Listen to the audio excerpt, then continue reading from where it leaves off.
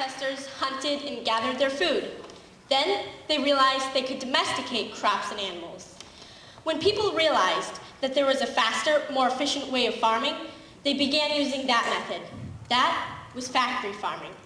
Despite its low price and efficient methods, it's a huge problem, especially in Midwestern areas. These farms go by many names: factory farms, industrial farms, feedlots, and CAFOs, which stands for Concentrated Animal Feeding Operation.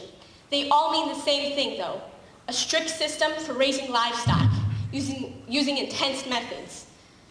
According to the Organic Consumers Association, animals have their own species meat in their food, diseased meats, and many other extremely unhealthy foods. Eating their own species has triggered mad cow disease in some cows. Therefore, laws were made restricting cows from eating certain parts of other cows. Roughage, which aids in digestion, is necessary for many species. It is found in plants, but CAFOs use plastic instead. It's sickening thinking that's how the animals that provide us food get food. Because the animals are in such tight quarters that are in terrible conditions, manure gets on their pelts. During the mass production at the slaughterhouse, these feces may enter the meat being sold to grocery stores. Also, their food is our food when we eat their products, which means every time you bite into a juicy burger from a fast food chain, you're most likely eating feces, diseased animal, roadkill, and so many other sickening foods. Following what I just said about the disgusting things that enter our digestive systems when we eat an animal from a factory farm, I have a story to tell you. According to the documentary, Food Inc., a young boy went to a fast food chain, got a burger, and became terribly sick. He was dead within 2 weeks. It was found out that the burger this child ate caused death. Food should have not caused death for this poor little boy. It shouldn't be the death for anyone else either. Food produced by these farms cause diseases, such as cancer.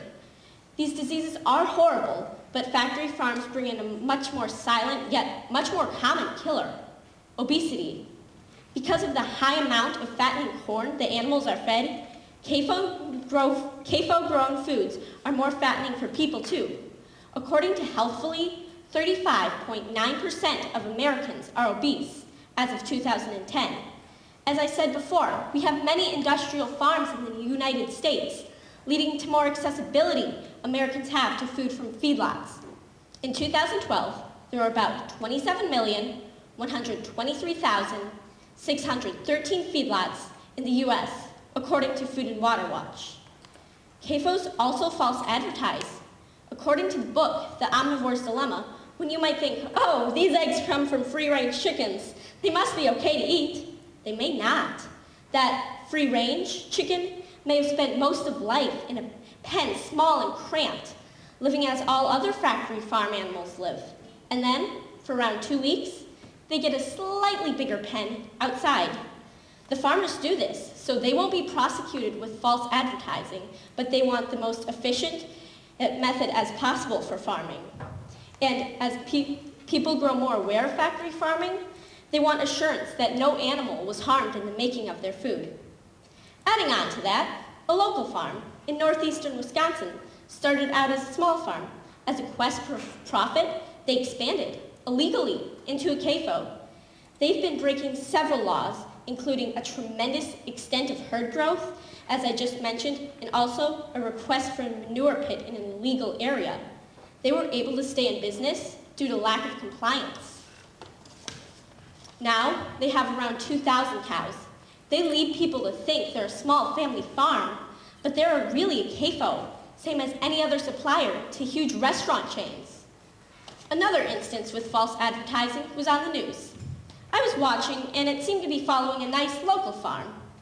The way this dairy farm was portrayed made it seem like the cows were content with their treatment, and the farmer really enjoyed the work. The news made it seem like this should be something we're supporting. But the more I watched, the more I realized this was a CAFO because of the small pens, yet huge barns. The cows' food was placed on the floor where they stuck their head out of their pen to eat, which was also the sign of a CAFO. The news made it seem like All our food is brought to us in a clean manner, but as I've been informing you, it's not. This farm was no different. There are suppliers we can trust, however, to give us only the goods we want, such as Biddow Country Ranch, Golden Goddess Honey, Sandbird Farm, Sustainable Earth Farm, Shilcock Shamrock Lines, and many other trustworthy suppliers. My family gets beef products from a local farm up in Kewanee and poultry products from a family who raises chickens. Trustworthy brands that can be found at any supermarket include Organic Valley, Newman's Own, Ella's Kitchen, Plum Organics, and many other brands, according to Mother Earth Living. You can also find a clean product by checking the label. If the product is animal welfare certified, then it is most likely good for you, the farmer, and the animal providing you the product. Despite all the clean, healthy, sustainable farms, CAFOs still live on. Many CAFOs flourish and grow into intensely large farms that have manure pits. They have these because as animals produce manure, they need a place to store it. With huge amounts of animals, they need somewhere to put all that manure. So these farmers have manure pits, and if there's a leak in the pit, it can cause an intense water crisis for nearby residential areas, which could easily lead to many deaths. Also, the toxic fumes would be horrible. Not just the smell and our distaste for it, but the fumes could get us really sick. Not only would the residents suffer, as would the animals and the farmers themselves. At this point, you may wonder why a farm would do this to consumers and animals. It's all because of money. When a huge brand name or restaurant chain offers a farmer huge amounts of money to expand and grow their business, they obviously would. Then they become a slave to that company with nowhere else to turn. There are people who know the hazards, yet still rely on certain brands or chains. Some of them simply like the taste. Others can't afford higher priced foods. In most cases, the lower quality of product, the cheaper it may be. Farming applies to that rule. A clean, healthy, happy farm does cost more to run. A factory farm is much cheaper, although much lower of quality. People become overweight simply because they can't afford to eat any healthier. If those who can afford more expensive foods start buying them, then sustainable farms will be lowering their prices because of their great profit. As a result, those people who can afford expensive prices will be able to buy from sustainable farms.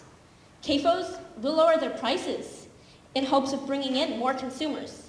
If we keep buying from sustainable farms, though, we may be able to put CAFOs out of business. I know you want to know where I fall within all of this. I live right across the street from a CAFO, which is breaking several laws, which I previously mentioned.